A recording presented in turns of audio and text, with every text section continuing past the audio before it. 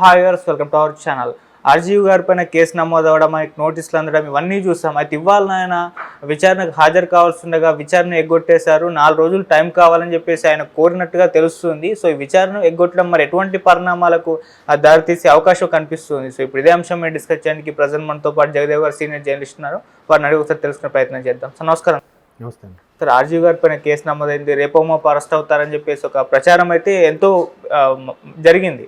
అయితే ఇప్పుడు ఆయన ఇవాళ విచారణకు హాజరు కావాల్సి ఉండగా విచారణ ఎగ్గొట్టేశారు. 4 రోజులు టైం కావాలని పోలీసులకు మెసేజ్ చేశారని చెప్పేసి వార్త వచ్చేసింది. సార్ మరి విచారణకు హాజరు కాకపోతే ఏ విధంగా ఉంటుంది, ఇది ఎటువంటి పరిణామాలకు దారితీసే అవకాశం ఉంది సార్? ఏమంటే ఆయన చాలా మేధావి, చాలా తెలివైన అతను కాబట్టి దేనికి తప్పుకు దొరకడు, చాలా లాజికల్గా మాట్లాడతారు తప్ప. అయితే విచారణకి హాజరు కాలేదంటే మాత్రం పరిస్థితి ఇష్యూ ఉంటుంది. మేము పిలిచాము, రాలేదు, మర్యాదపూర్వకంగా అడిగాము, రాలేదు. హైకోర్టు ఆయన కోర్టుకు వెళ్ళాడు, కోర్టుకు వెళ్తే కోర్టు కొట్టేసింది, కుదరదు, దీంట్లో ఏముంది. మేము ఆఖరికి న్యాయమూర్తుల మీద కూడా విమర్శలు జరుగుతున్నాయి సోషల్ మీడియాలో కానీ కొంతమంది నాయకులు. సో దాన్ని పరిగణలోకి తీసుకొని మీకు మేము ఇలాగ ముందస్తు బెయిల్ లాంటివి ఏమి ఇవ్వలేము, మీరు ఖచ్చితంగా హాజరు కావాల్సిందే అన్నట్టుగా చెప్పింది. సో ఒకవేళ హాజరు కాకపోతే పరిస్థితి సీరియస్గా ఉంటుంది, ఎలాగైనా తీసుకొస్తారు. హాజరైతే ఖచ్చితంగా అన్ని ఎంక్వైరీ అడుగుతారు. అంటే ముందుకేస్తే నుయ్యి, వెనక్కి వస్తే గొయ్యి అన్నట్టుంది పరిస్థితి. హాజరైతే మీరు గత 2 ఏళ్లలో మీ ట్విట్టర్ ద్వారా కానీ లేదా మీరు ఎవరెవరు పురమాయించారు, ఎవరెవరికి ఎలా పెట్టారు, సోషల్ మీడియాలో కూడా ఏ విధంగా మాట్లాడారు, ఆ తర్వాత మీ బ్యాంక్ ఖాతాకి ఏ అకౌంట్ నుంచి డబ్బులు వచ్చాయి, ఎంతెంత లావాదేవీలు జరిగాయి, కేవలం పార్టీ మీద లేదా జగన్మోహన్ రెడ్డి గారి మీద అభిమానం కొద్దీ చేసిన కామెంట్సా, లేదా తెర వెనుక ఏదైనా ఆశించేసిన కామెంట్స్ అనే మీద లాగుతారు కదా. ఏంటి మీ బ్యాంకు లావాదేవీలు చూపించండి, మీరుకి ఎంత రాకపోతే ఎంత భయంకరమైన పోస్టులు పెడతారు, ఇలా ఎందుకు పెట్టారు, వాళ్ళు మీరు సానుభూతి పరులా, ఇవన్నీ అడుగుతారు. అడిగితే చెప్పాలి, లేదా బ్యాంక్ డీటెయిల్స్ లావాదేవీలన్నీ ఇవ్వాలి. లేదు నేను అనలేదని అంటే ట్విట్టర్లో అన్నీ తీపిస్తారు, లేదా సోషల్ మీడియాలో ఉన్న కామెంట్స్ వీడియోస్ అవన్నీ తీపిస్తారు. లేదు ఎవరెవరితో ఏం పెట్టించారన్నది కూడా వాళ్ళని పిలిపించి వాళ్ళు అప్రూవల్గా మార్చినా వాళ్ళతో మాట్లాడిస్తారు. ఇట్లా ఇన్ని ఉండడం వల్ల హాజరవుతాడా లేదా అనేది డౌటు. ఒకవేళ హాజరవ్వకపోతే ఏంటి పరిస్థితి? ఖచ్చితంగా మళ్ళీ ఆయన ఇప్పుడు రాజీవ్ గారు, ఆయన పేరు భార్గవరెడ్డి, ఆ సజ్జల భార్గవరెడ్డి గారు కూడా అబ్స్కాండ్లో ఉన్నారని టాక్. తర్వాత ఆయన ఎవరు,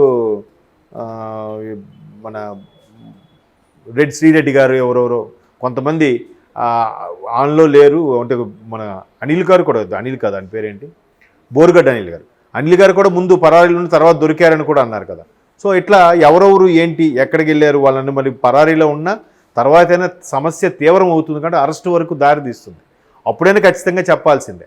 ఇంకొంతమంది ఏంటంటే అరెస్టులతోనే కాదు, ఖచ్చితంగా ట్రీట్మెంట్ ఉంటుంది వీళ్ళకి భయపెట్టేలాగా, వీళ్ళు ఏమనుకుంటున్నాయి జస్ట్ అరెస్ట్ అయితే ఏముందిలే. మొన్న బోరుగడ్డ అనిల్ గారి వీడియో ఒకటి రిలీజ్ అయింది కదా, జస్ట్ స్టేజ్లో పడుకోబెట్టి మంచం మీద దుప్పటిస్తారు అని అనుకుంటున్నారు, బట్ వేరేలా ఉన్నాయి పరిస్థితులు అన్నట్టు కూడా కొన్ని వార్తలు వస్తున్నాయి. ఏది ఏమైనా ఆర్జీవి గారి మీద, పోసాని కృష్ణగుండయ్య గారి మీద ఎక్కువగా కేసులు నమోదయ్యాయట. దగ్గర ఒక 50 ఎన్నో కేసులు నమోదయ్యాయి అంటున్నారు. వీటన్నిటి పరిస్థితి చూస్తే ఒక్కొక్కరు ఒక్కొక్క రీజన్ చెప్పారు. కూడా అందులో ఒక్కొక్కటి సిమిలర్గా రీజన్ చెప్పినా ఒక 10 మేజర్ రీజన్స్ అయితే ఉంటాయిగా, ఇలా మాట్లాడారు, ఇలా దుయ్యబట్టారు, ఇటువంటి పదజాలం వాడారు. సో వాళ్ళని ఇంకా అరెస్ట్కే ఎక్కువగా మొగ్గు చూపే అవకాశం ఉంది. పైగా సిన్సియర్గా వచ్చారనుకోండి, ఎంక్వైరీ చేసి పంపించేస్తారు. లేదు ఎక్కువ చేస్తే అరెస్ట్ చేసి తీసుకొచ్చి రిమాండ్లోకి తీసుకుంటారు. అప్పుడు కూడా పర్మిషన్ తీసుకుంటారు. ఇట్లా అప్పుడు నుంచి మీ గురించి మేము పర్మిషన్ తీసుకున్నాం, వాళ్ళు మాకు ఇంక దొరకలేదు, విచారణకు సహకరించలేదు కాబట్టి రిమాండ్లోకి ఇవ్వండి అని చెప్పి అడుగుతారు. అప్పుడు కోర్టు ఖచ్చితంగా ఇంకా ఆప్షన్ వీళ్ళు తప్పించుకు తిరుగుతున్నాడు కాబట్టి రిమాండ్లోకి తీసుకొని ఉంటుంది.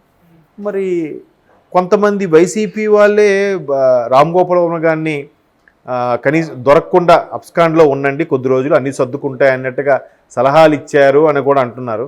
అలాగే ఒకళ్ళు సలహాలు ఇస్తే ఫాలో అయ్యే మనిషి కాదు, అలాగని తనకేం తెలియని మనిషి కాదు.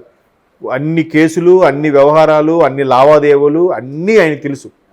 బట్ అవి ఎలా బిహేవ్ చేస్తాడనేది చూడాలి. మరి సార్ మామూలుగా ఇప్పుడు ఆర్జీవి గారి సపోర్టర్స్ లేకుంటే ఆయన సానుభూతి పరులు ఇంకో వాదన తెరపైకి తీసుకొచ్చారు. ఇప్పుడు కొలికిపూడి అంటే ఆర్జీవి గారి సపోర్టర్స్ కొలికిపూడి శ్రీనివాసరావు గారు ఒక ప్రెస్ మీట్లో లైవ్లో ఆర్జీవి తల తీసుకొస్తే ₹1 ఇస్తా అని చెప్పేసి ఎంత కాంట్రవర్షియల్ కామెంట్ చేసినా మరి ఆర్జీవి గారి పైన కంప్లైంట్ చేసి ఆయన పైన కేసులు నమోదు చేస్తున్నారు కదా, మీరు ఇటువంటి కామెంట్ చేసిన ఈయన పైన మీ కూటమి గవర్నమెంట్ ఎందుకు కంప్లైంట్ చేయలేదు, ఎందుకు యాక్షన్ తీసుకోవట్లేదు అని చెప్పేసి క్వశ్చన్ చేస్తున్నారు సార్, మీరేం చెప్తారు దాన్ని? కూటమి ప్రభుత్వము ఇప్పుడు చేయబోయేది ఏంటంటే సోషల్ మీడియా వేదికగా ఎవరిని ఎంత భయంకరంగా మాట్లాడినా వాళ్ళందరి మీద కేసులు పెడతారు.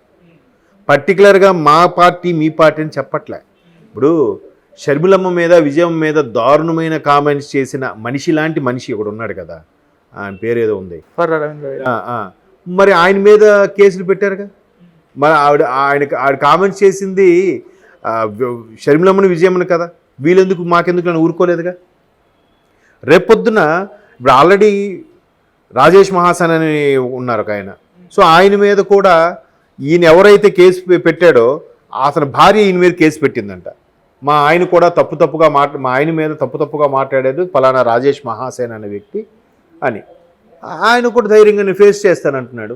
ఎందుకంటే నేను ఎవరినైనా ఎట్రా నువ్వు ఎంత పిరిగి బంధం ఎట్రా ఎంత తప్పించుకో ఇట్లాంటి పదజాలం వాడాడే తప్ప అమ్మ అయ్యే బూతులు తిట్టలేదు, ఫ్యామిలీ లేడీస్ ఇంటివైపు వెళ్ళలేదు, వాళ్ళ బిడ్డల్ని అవమానకరంగా మాట్లాడలేదు, అబ్యూజ్ చేసేలాగా లేదు, ఫిల్తీ లాంగ్వేజ్ మాట్లాడలేదు కదా, మరి ఎందుకు భయపడతాడు? సో ఇప్పుడు మీరు అన్నట్టు తల తీసుకొస్తే అని అన్నారు, తలకి తీసుకొస్తే అని అంటే మరి